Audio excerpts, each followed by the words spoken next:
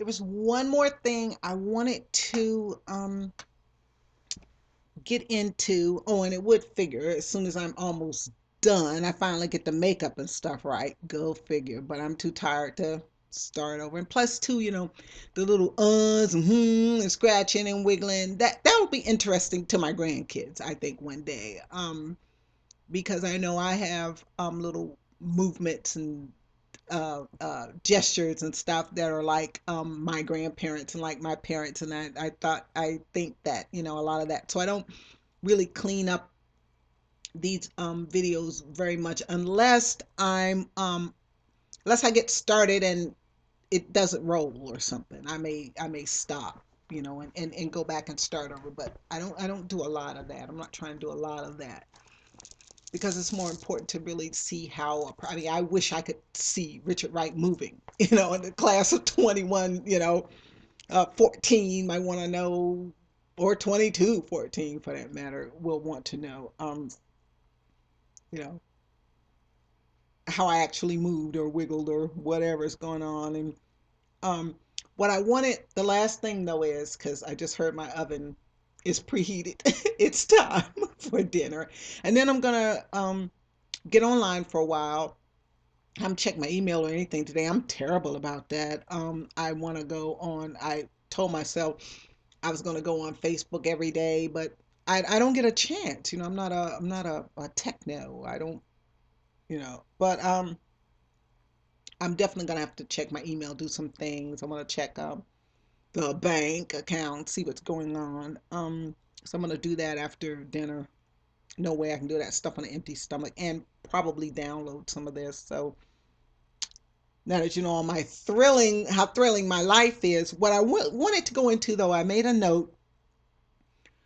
Um, I'm always talking about sentence structure and varying the lengths of your sentences, and that it's like Morse code, that it's a series of shorts and longs and longs and shorts and shorts and longs as far as sentences is concerned, and one word sentences and three-word sentences, and then those long, sentences, that kind of thing. But as I was going through, I think 13 or 14, the last night that my villain spends in the town, where he's been a prisoner, but not really a prisoner. The sheriff has decided, like I said, a lot of my characters, the sheriff, the doctor, other people like that, are ahead of their time. They don't understand what it is they're doing, but they're ahead of their time as far as things we know nowadays. We know that a malnourished person is less is like more likely to be violent. We know that a person that's, idle, has no stimulation for their brain, or no doesn't get any exercise, is more likely to be, stagnant or violent, or we know the what the ravages of drugs and alcohol, does to people. We know these things now. I made some of my characters know these things, but they just don't know what they know. So I made them kind of modern, but I didn't want to make it ridiculously out of before their time kind of thing. I want it to be believable. Like for instance, the doctor, like I said before, his patient, he's trying to get her out off of alcohol. He makes her drink water and honey, to cut the craving for the sweetness. Of course, he doesn't know what it is he's doing. He just knows this works. The same thing with the sheriff. The sheriff realizes that once he takes his prisoner off, gets him off of this alcohol he's been on, and he eats 3 meals a day, and he goes out in the cold and shovels snow, or goes out and does work and exercises during the day. This is better for this man, and you actually see um that it is, because when he starts to mature, and well, not really mature, he starts to his mind starts to get clear, he starts to think clearer, these kind of things. And another one of the scenes I really like, I'm really proud of, is the last night that he spends in the town before the slave catchers take him back to Georgia. And while I was going through it, I realized that the first part of the, well, he gets up that morning. The slave catchers tell the sheriff then that, well, we're leaving, the next day in the morning at dawn. And he has the villain, he has certain requests. He wants to go to the boarding house and eat, because he's seen the other gentlemen in town go and do this. He's seen the black store owner go in and sit and eat with the other town fathers, the other gentlemen in town. He's seen them do this, and this is a dream of something he wants to do, so he goes and does that. And it's one scene when the woman that owns the boarding house dining room, the dining room is in the boarding house. She actually comes and sits down at the table with him. Of course, this just totally freaks him out because he's never had you know he's never had a white woman pour him tea. He's never had a conversation, that kind of conversation. Even though he did have sex with a prostitute, but that's a different thing as far as he was concerned. And he he's never had a lady pour him tea, put it that way. Um, and he enjoys that. And then he wants to take a tour around the town, just to engrave it into his memory. Is a one of my phrases I like to use a lot. Engrave something into a memory, lock something into memory, that kind of thing. He wants to do that. So he does that. And then the last final thing basically he wants to do is to go out to the farm to tell my character, set her mind at ease about certain things that he's actually responsible for, but in a way, anyway, that's complicated. But what happens is when he comes back to the town, after he's gone out to the farm and talked to her, he comes back to the town, and this is basically his last night of quote unquote freedom. Even though he's been a prisoner, he's been well fed, he's been clothed, and he's been taken care of. He actually says better than he, as a prisoner in this town, than he has been in his whole entire life. And um, he knows what's ahead of him. He knows what's ahead of him when the trip back to Georgia, how, um, I don't know the word. I want artness, I guess. I don't know how trying it's going to be, how hard it's going to be on him. So he wants to enjoy this last, um, night at home. And as he sits up all night. He says, and the doctor and the sheriff try to get him to lay down for a while, and he's kind of like, no. And it's kind of, he says to himself, actually, he says that this is how it must feel the day before the last night before a man's execution. He actually says that so he's trying to wring every sensation. Every breath is important to him, because he knows when he leaves, what's you know going to happen to him, that this kind of life he's leading it's over. And as the he's sitting on the porch, the sheriff's sitting on the porch with him, the doctor's sitting on the porch with him, it's just an amalgamation of men. The couple, well, no, okay, I'm leaving that out because that's something else. But I don't want to give that plot point away. But as he's sitting around, and the town starts to come to life, because he knows he's leaving around dawn. So the town starts to come to life, and I noticed that there were a lot of very, very short sentences I had written, and it wasn't an error. So when you read, don't think that that's an error. It was rather deliberate that I used these very, very short, um, static. That's not the word I want, but um,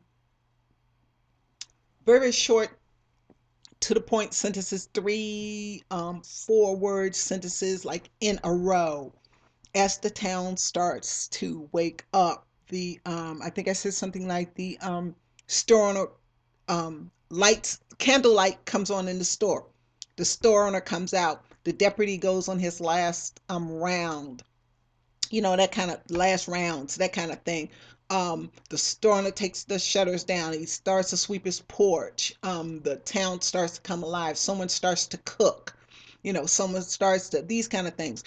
And then as he is about to leave the town, he actually turns around. Oh, when the town starts to come to life and the lighter it gets, like the dawn, gets pink and purple, and as the morning breaks, um, I kind of thought it would be like like things would go really fast. Things he'd taken for granted would go really fast because he's trying to record everything in his brain that's going on.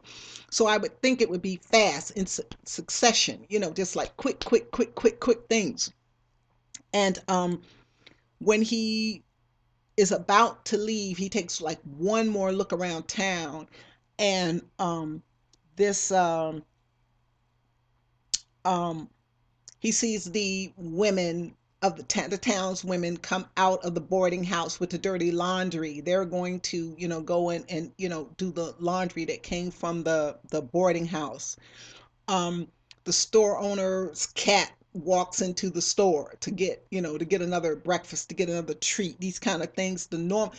He says, actually, it's one line that I really, really like, was that the town, um I said something like, not brutally, but the town unaware, and in a sort of a poetic justice kind of sense to him, goes on um with his regular activity of that day, and it's the end of his life, basically. He That's how he thinks of it. And just some kind of strange, um I don't know, uh I'm getting tired, so I don't know what kind of a they're unaware that it's like torturing him, that the town is just going, the women go to the boarding house to get the dirty laundry. The blacksmith comes out of the blacksmith shop and, yawns, and, he's getting ready to build his fire up. Someone's making a cook fire, you know and he looks around, and he's trying to take in every single thing, of the and one of the really lines I really like from the sheriff is, the slave catchers, of course, they want to put the chains and the stuff on his legs, and the chains in the cage on his head. You guys can look that stuff up, Google it, if you still have Google in 2115 or 14. But they want to put this cage on him. They want to, shackle him, his hands and feet around his waist and stuff. And the sheriff tells them that, there's a marker like 10 miles out of town, and that's when his jurisdiction ends, and that's when they can chain him. They will not chain him while he is still his prisoner. They won't chain him. He gets onto the into the wagon, and another sad, I'm gonna go back, and then I'll go back to the wagon, and then I'm done. But one really sad thing, like we were talking about showing wealth and showing poverty, um, was the fact that he owns the clothes on his back. When the dawn comes and the slave catchers are, filling, getting the wagon ready, and, getting ready to leave, and, he knows they're going to come get him in a little while, and he's going to be on his way. He goes in to pack his things, and he owns the shirt on his back, um two pairs of a pair of mismatched Dawn socks, a darned shirt, and a pair of breeches, as he puts it, with patches in them, and a cup, and that's all he owns, in the whole world. And he goes in and he collects these things, and then, as he's another plot point I don't want to get into, because that's, it's just something really good. I want you guys to read it. Um, the last thing he does before he gets into, the preacher is there. Yeah, I forgot. That's another person that's there. The preacher's there for, to give him spiritual, support. And, when he's getting ready to leave, the villain getting ready to leave, the preacher go, says, hey, my son, take care of yourself, that kind of thing, and leaves. And the sheriff comes over and says goodbye to him and goes to, puts his hand out to shake his hand. And that is dead out of Native Son. Now I hate to be, I hate to steal, but I didn't steal. It's a remix. That is one of the um, scenes that really struck me in Bigger Thomas, um, the young communist man, says, how do you do, what's up, basically, how are you, and goes to, shake his hand. And he never, Bigger Thomas had never shaken a white man's hand before. It was a big deal to him. So I really thought in my mind that that was, that was really a vision I carried with me a lot. And so my character, when the sheriff says goodbye and puts out his hand to shake his hand, it just totally trips him out. He shakes his hand, and then the doctor comes over and says, same thing, and it happens again. He shakes his hand again. He leaves, and they all, and so he gets into the wagon. He gets into the wagon, and it pulls off, and he turns around to get one last, look at the town because he's never going to see a town again. And he turns around and um the the town is just going about its business. And the very last thing he sees, there's a wagon from the farm that comes to get the gentlemen, the men from the town, to take them out, to drive them out to the farm to work.